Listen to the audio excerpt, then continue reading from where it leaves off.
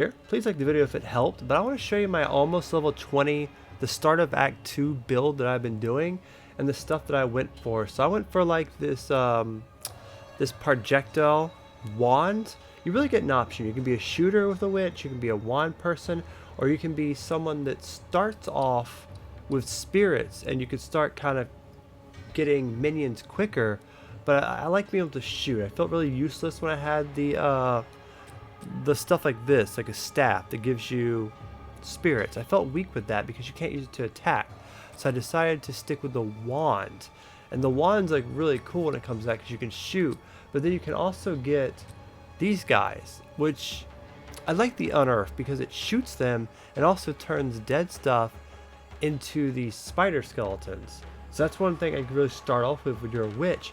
It works pretty darn good, and the contagious that makes them sick, I really enjoyed that. And then you eventually get a firewall, and you can use your firewall with the raging spirits to make all these heads come out. And you can even throw like rage some zombies, and you can even get your crossbow after a while with your bone cage and your skeleton minions. I can even mix it in with that, but I kind of don't use the minions because you need a different weapon to use the minions. So it's a bit different, but with my past and stuff, I just really tried my best to make spells and minions work so my shooter works. And then when I need to get different kind of attributes, I'd go on this end and we just work our way up. And so at this point, I got some really cool stuff going for me, to the point where almost all these monsters are pretty easy. I can use my bone spike to get up to 10 bone crawlers.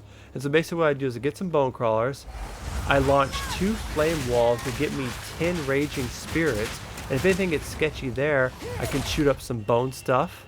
And then if anything keeps getting sketchy, I can shoot my fire, my flaming fire. This is like an infinite fire. It doesn't even use mana. It's just straight up infinite fire. So I mean, this witch build is really overpowered. So just come over here to fire, fire, bone, flames. And so they're stuck in my bones. I'm burning them. You have my own little fire demons that can literally chase them and just burn them. My own fire, they're like stuck there on the bridge. And they still can, I guess, overwhelm you. But by the time you may have 10 of the little scorpion things on them, and then you'll have 10 of the fire minions on them. Then they're stuck in the bone thing, and then if they still are messed up, I mean, you have a couple more options you can do. Like I can raise the dead, I can send them Blake. Like raise the dead's cool too, because I can just have some zombie minions whenever I want, which they're good as defense. You put up the zombie minions with these guys, and then with the spike. Right now I have zombies, raging spirits, and bone crawlers, just in every way possible.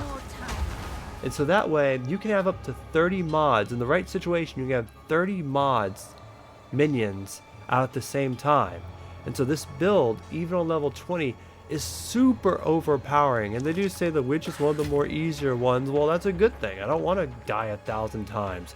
I beat the boss of Act 1, the main boss, mainly just by spawning this fire near him while I was running around trying to stay away from his stuff.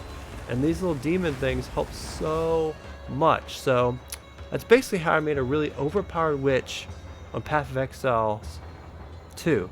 If you follow my steps there that I showed you and kind of get the same stuff I did, you can be pretty overpowered too.